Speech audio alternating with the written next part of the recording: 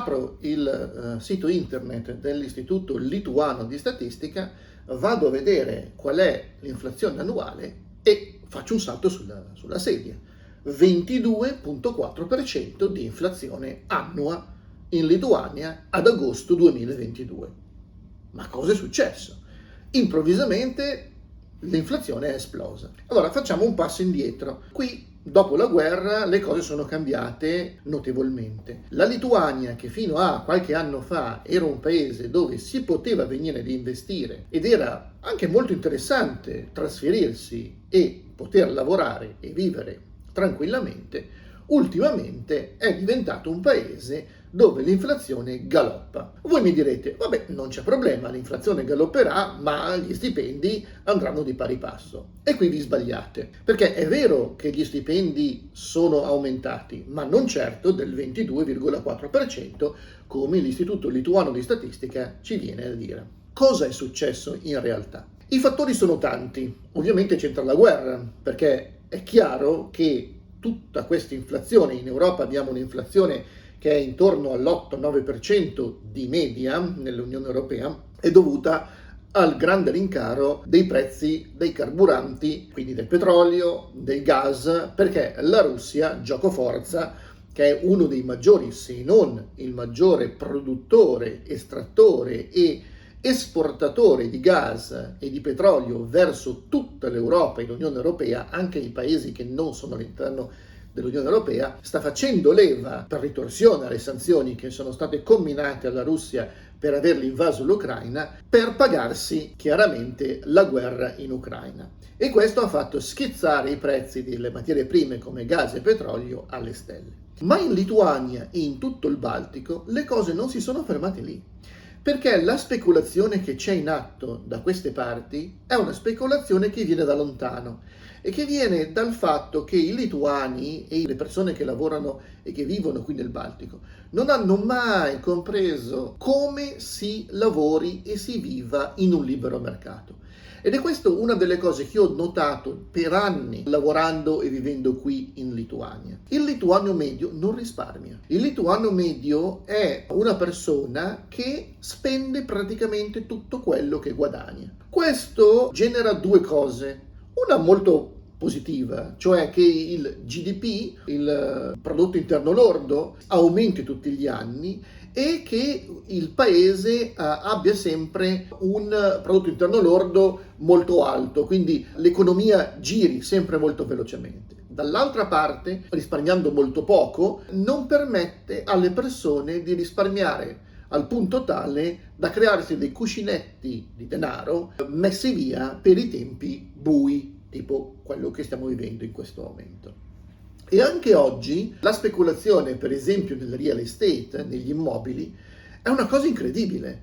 Noi abbiamo ormai un prezzo al metro quadro a Vilnius che è intorno ai 2.500-3.000 euro al metro quadrato, addirittura senza la finitura degli appartamenti, perché in Lituania ti vendono un appartamento non finito, quindi con tutto ancora da fare, con i pavimenti da mettere, da tinteggiare le pareti e arredare completamente.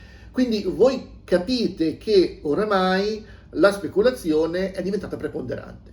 Questo ha trascinato tutti gli altri settori. Il settore dei trasporti, ovviamente il gas e la benzina e il diesel sono aumentati, ora stanno diminuendo, ma come ben sapete succede anche in Italia, aumentano vertiginosamente e poi scendono molto lentamente i prezzi, ha fatto schizzare il costo dei trasporti. Fare un pieno a un'auto è diventato quasi fare un debito. I servizi, la ristorazione. In un altro video abbiamo parlato del fatto che i ristoranti collassano e chiudono, ma anche la ristorazione non è da meno al rincaro dei prezzi. Tra l'altro i ristoratori non sono capaci di fare il loro lavoro e quindi licenziano pure le persone o non comprano materie di buona qualità per risparmiare, ma invece vanno avanti a rimanere aperti 7 giorni su 7 invece di chiudere un giorno a settimana per risparmiare sull'elettricità e sul gas, e vanno avanti a pagare bollette astronomiche. Altri servizi, tipo, non so, andare dal parrucchiere, portare al cinema le persone, per esempio. Ecco,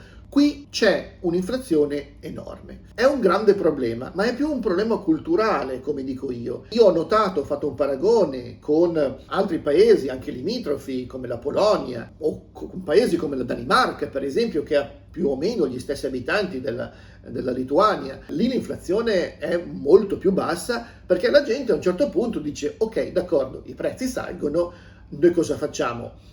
Teniamo botta sulle cose essenziali, quindi spendiamo nel cibo, spendiamo su alcune cose, ma su tutto il resto non spendiamo più.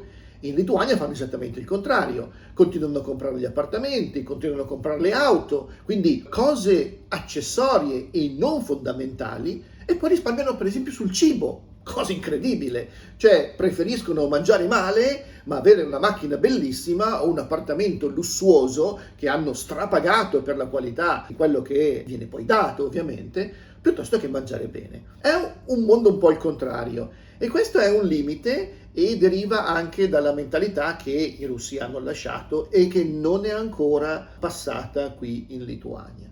Quindi inflazione al 22,4%, governo completamente fermo, non ci sono incentivi per calmierare i prezzi, nessuno fa nulla e addirittura non se ne parla.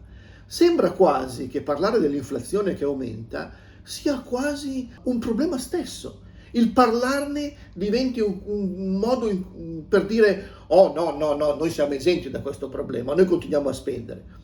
È come se si vivesse in una bolla all'interno della bolla speculativa. Prima o poi ovviamente tutto scoppierà e tutto andrà a gambe per aria. Io mi auguro che sia il più tardi possibile, ovviamente per i lituani e per me che vivo da queste parti, ma ci arriveremo. Come ci arriveremo non lo so, quando ci arriveremo questo è duro da capire e da dire. So solo che le bollette per l'inverno stanno già arrivando e qualcuno si è già visto recapitare bollette che da 50-70 euro per l'elettricità sono cominciate ad arrivare bollette di 200 euro di elettricità e questo comincia a pesare ancora di più sui bilanci familiari delle persone.